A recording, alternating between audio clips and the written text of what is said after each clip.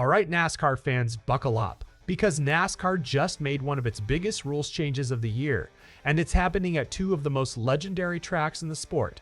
Daytona and Talladega are getting a brand new package, and if this works the way NASCAR expects, Superspeedway racing could look completely different by the time we hit the playoffs.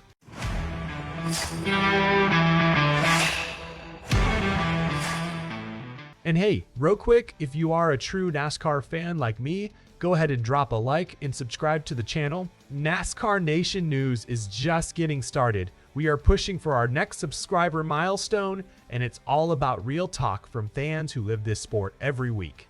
Alright, let's get into it. So here's what's happening.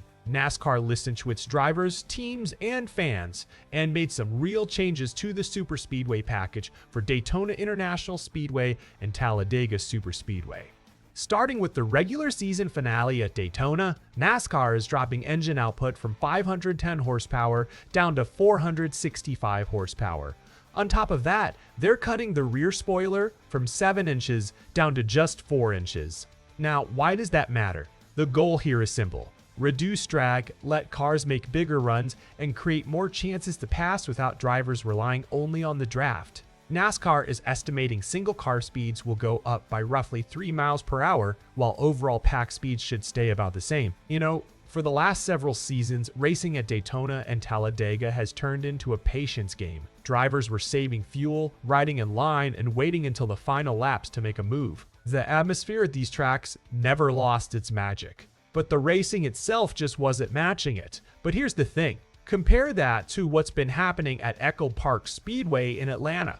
That track has become must-watch racing. Drivers can move around, build runs, and actually race each other instead of waiting on pit strategy to sort things out. And that's exactly the philosophy NASCAR is trying to bring back to Daytona and Talladega. Less drag should make it easier for drivers to separate from the pack and complete passes without depending entirely on the car in front of them. That smaller spoiler should also reward drivers who are willing to make bold moves instead of just riding around waiting for the last restart.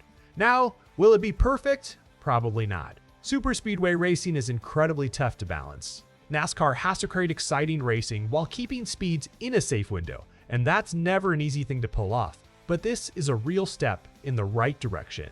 NASCAR deserves credit for recognizing there was a problem instead of pretending everything was fine. Earlier this season, the sanctioning body even experimented with stage lengths to try to discourage fuel saving.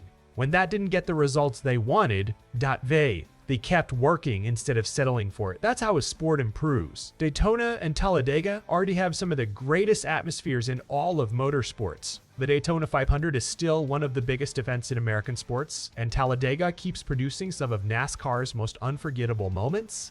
The magic has always been there. Now the racing has a real shot at matching it again. So here's my question for you. Do you think this new rules package is finally the fix Daytona and Talladega have needed?